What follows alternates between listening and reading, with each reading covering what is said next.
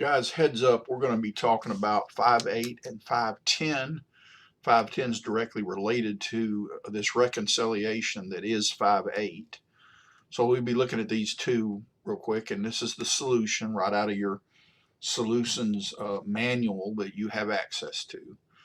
But I want to just tell you right quick here that in chapter 5, we are talking about current assets, all assets that are considered current. That means assets that we will use in the future, but it'll be within the next 12 months.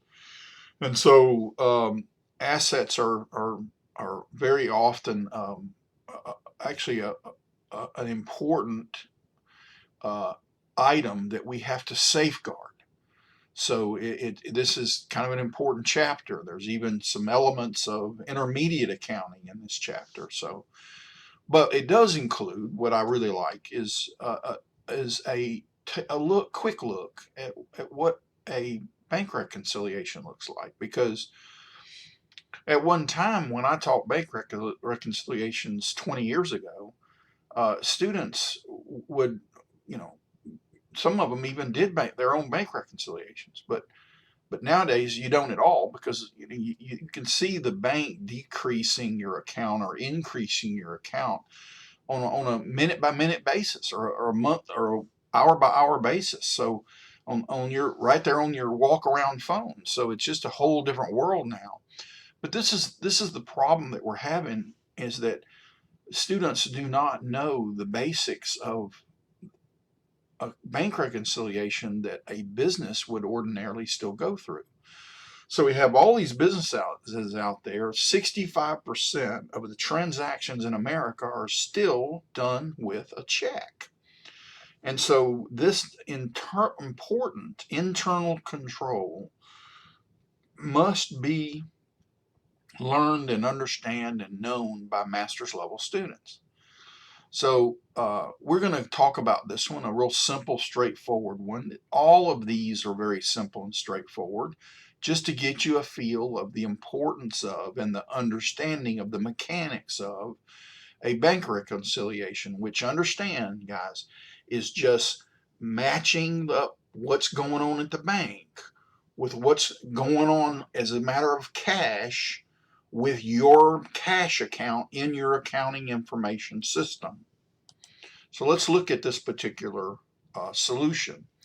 The problem gives us that we get a statement in the mail, and the balance says, as of a certain date, that we have $9,050 in the bank. But if we look at our books have 8,436. Well, let me just run through some of the differences that may have caused that, right?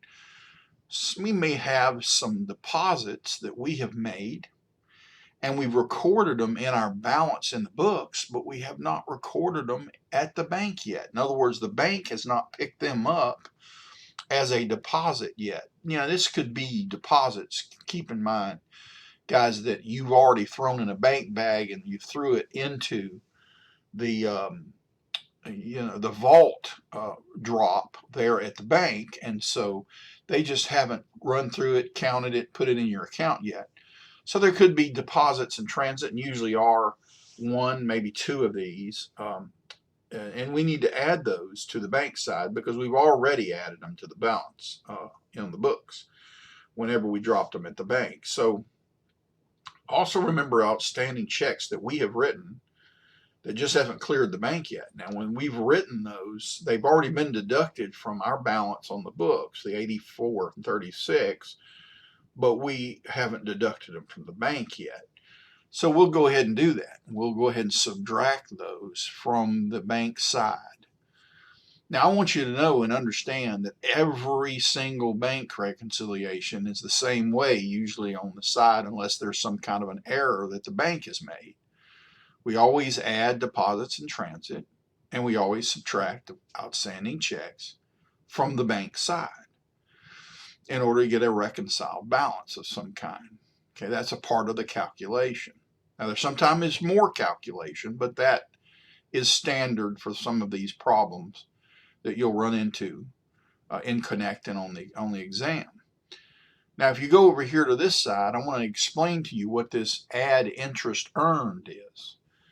And what this usually is some kind of interest that you are receiving on some kind of investment that you have, and it's going straight to your bank. And when you get the bank statement, it's telling you, okay, you got some interest earned that's been dropped into this bank balance. But you hadn't put it in your books yet because the bank is collecting whatever that interest is for you. And so you're just simply adding it to the book side, okay? And then I want to look here at this error here, okay? So we have, in the process of reviewing canceled checks, it was determined that a check issued to a supplier in payment of accounts payable of 142 had been recorded as a disbursement of 412 instead. Now, guys, this is inversing numbers. This happens a lot in account. This is one of the most, it is the most common error, is to inverse numbers. And so what we're going to do is we're going to take the difference between that check, right, that we wrote, and we have to kind of add back that error. Why? Because we took away too much. In other words, we recorded it at 412 when it should have been 142. So we decreased our payables really too much, right? And so in this particular case, we're going to have to add that back to the book side as far as an error is concerned. And then the check charge, of course, what the bank is charging you, and you don't know really what that check charge is usually till the bank statement comes in. And then we know definitively what it is, and we just go ahead and adjust our book side here for our check charge, okay? But look what happens when we do that, guys. We have two reconciled balances then. The bank reconciles with the books. And so this is a way of saying, okay, look, guys, if there's some kind of manipulation going on with the bank account, remember, reconciliations are often done by an independent person within the company. In other words, they're not the ones handling the cash. They're just taking the balances on the books and they're just kind of matching it up with the bank, and they're an independent check, if you will. That's what internal control is. And it's like if somebody is over in another department and they're manipulating the cash account in some way, then very often it shows up on a reconciliation. And then, of course, you know, those red flags are, if it doesn't reconcile, there's something wrong, and a little more investigation needs to happen. Okay, so let me say this too, that all of these adjustments that are made to the book side, those all have to be adjusted. In other words, you have to do a journal entry in order to change your book balance from 8,436 to 8,730. Well, you have to adjust for these three, the $68, the $270, and the $44. Well, how do we do that? Well, let's just do a journal entry for all that. And we'll scroll down here to 510, and we'll scroll right down here to this journal entry here. And let's just look at this journal entry. We have an expense, that miscellaneous expense for a check charge of $44. We're just kind of throwing it in a miscellaneous expense account. We have not recorded that expense yet, so we have to. So we know we debit that, right? And then the accounts payable, remember we took away too much, so we have to put some back in payable of $270 because we, in error, took too much out of accounts payable. So we're putting it back with the $270 adjustment. And then there's this interest revenue that we received, and it's in the bank, but we haven't recorded that as revenue yet. So right here, we're going to do that with $68. Now, the reason I didn't talk about cash first, guys, is because cash is the plug figure here. If you debit this for 44 and you credit accounts payable for 270 and you credit interest revenue for 68, then you get a debit to cash of 294. You see, keep in mind that both of these increase cash. This one decreases cash, right? So this amount right here is the wash from those other three transactions, a plug figure, if you will.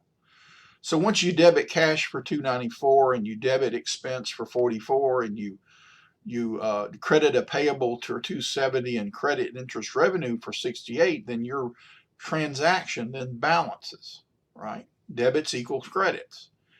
And so that brings the cash amount here, you'll see in B right here at the bottom here, that cash amount is going to be, you know, now it's going to be 8,730, which is the reconciled amount that you had calculated.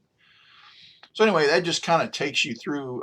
We'll do another one of these, but just wanted to give you a heads up about one of these internal controls that absolutely is still being used, and times are changing, and these reconciliations are an independent way to monitor your cash. And so there'll always be some kind of form of reconciliation going on, even if it's all electronic and all digital. So you get the mechanics down in your head by working some of these problems.